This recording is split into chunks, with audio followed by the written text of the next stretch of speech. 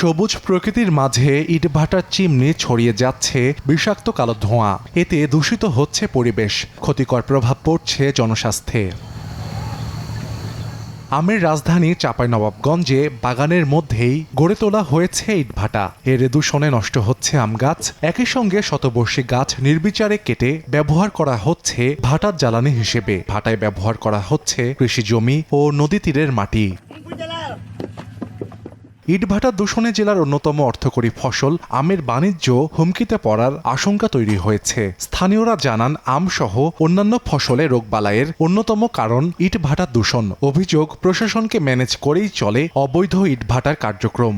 আগুনের তাপটা এসে অনেক কিছু ক্ষতি করে। আমের সাইজ ছোট হয়ে যাচ্ছে এবং আমের স্বাদও নষ্ট হয়ে যাবে। আবাদি জমিটা ওই কেটে তারা বিলীন করে দিচ্ছে, সেখানে ধান হতো, অর্থকারী ফসল হতো, সেগুলো আর হচ্ছে না। ভুট্টা বলেন, ধান বলেন, সরিষা বলেন, অনেক কিছু নষ্ট হয়ে যায় এই ভাটার কারণে। ক্ষতির কারণে আপনার আম চাষিরা আম থেকে দূরে হতে ধরতে যাচ্ছে। ইট কাটে না, ওই কাটে বেঁচে যাচ্ছে জমিয়ালারাই। প্রশাসনের যদি তৎপরতা থাকতো তাহলে এইভাবে অবৈধ ইট ভাটাগুলো এভাবে গড়ে উঠতো না। ভাটাগুলো সরকারি নীতিমালা মেনে করা উচিত। উন্নয়নের জন্য, ডেভেলপমেন্টের জন্য কনস্ট্রাকশন দরকার, সেখানে ইট লাগবে, কিন্তু যে নিয়ম আছে সেই নিয়ম অনুযায়ী করতে হবে, বাগানগুলোকে রক্ষা করতে হবে এবং পরিবেশের জন্য বিপর্যয় না ঘটে সেটা দেখা দরকার। জেলা জুড়ে 1.5 শতাধিক ইটভাটার মধ্যে পরিবেশ অধিদপ্তরের ছাড়পত্র রয়েছে 20টির। অবৈধ ইটভাটার কার্যক্রম বন্ধে পরিবেশ অধিদপ্তর ব্যবস্থা নেওয়ার আশ্বাস দিলেও ক্যামেরার সামনে কথা বলতে রাজি হয়নি স্থানীয় প্রশাসন।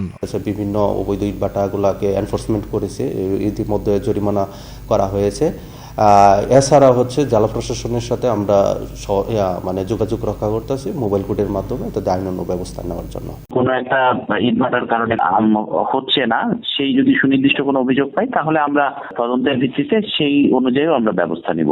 গত 6 জানুয়ারি চাঁপাইনবাবগঞ্জের 12ঘড়িয়ায় ছাড়পত্র না থাকায় 9টি ইটভাটাকে 32 লাখ টাকা জরিমানা করেছিল পরিবেশ অধিদপ্তর। সময় সংবাদ, চাঁপাইনবাবগঞ্জ।